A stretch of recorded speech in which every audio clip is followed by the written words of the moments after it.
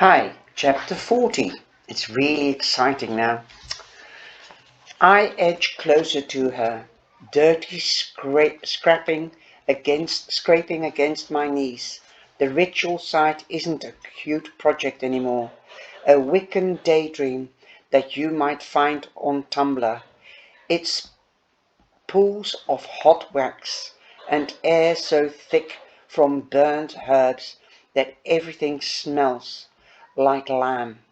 The white silk knots are sloppy and covered in dirt, and the housekeeper, with a knife in her teeth, is staring right at me.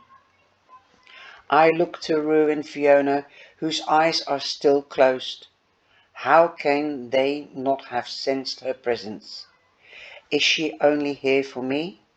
I gaze at her for the last time.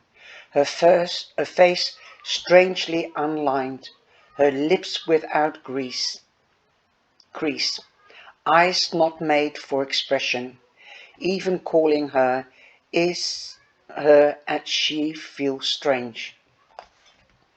She is not a person, she is an it. All this time I've been thinking of things she might think, need or desire, but there are no thoughts, no feelings, no spite, just a spirit with singular purpose, briefly inhabiting human form, because that is the best way to deal with the humans. She is a cosmic messenger, a virus, an imbalance. She does not hate me any more than I can hate my instinct to close a door after I open one. I gaze into her eyes, my face a silent plea. Please. I wait for a reply. Please. I'm begging you. She gazes at me steadily and without feeling. She merely takes a knife from her mouth and gives it to me. I take it in my hand. The hilt is heavy, the blade is slick. It's a good knife, a knife for killing things humanely.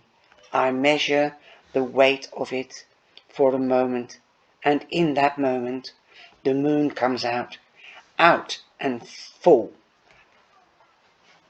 And on a night where there is supposed to be no moon, winking at me, urging me on. Please, I say out loud, please, if there is another way, please tell me what it is. I start to cry as I ask her, the tears making my face slick and cold. There is no point being brave about this now. Do I really have to do this? Is this really what it's going to take? Please. There has to be another way. The housekeeper's face becomes more blurred through the veil of tears. Rue and Fiona are completely still, eyes closed, as if paralyzed by the housekeeper's presence. I feel as though time itself has slowed down, so that every micro movement goes on forever and ever. Brushing the tears from my eyes seemed to take hours. The candlelight on Fiona's face, which flickered about her just seconds ago, lies flat as though it were a golden tattoo. I gaze at the river. There are no quiet sounds of lapping water, and the bank is so still it looks like a black line across the earth.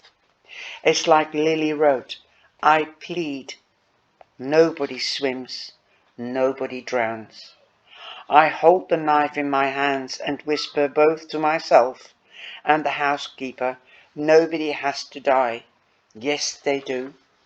Her voice is deep and young, an indifferent, exhausted sigh of someone watching yet another tourist tie yet another padlock to the buckling bridge. I don't look in time to see her mouth move, and I'm glad. It's bad enough hearing the housekeeper speak. I don't think I could stand anything else. I do this and it's all over, I say, following an internal sense of fairy tale logic, that you should never make a bargain unless you know that exact terms. Lily comes back. Lily comes back. Yes, she answers. At the sound of his sister's name, Rue starts to stir next to me. I wipe my tears away with the heel of my hand. It's time to stop playing around. This is it. I raise the knife, ready to cut down and end this and bring Lily back. The skin on my arm kisses the blade. Blood falls on the satin. It's crimson and not the deep black blood I know the housekeeper is going to want.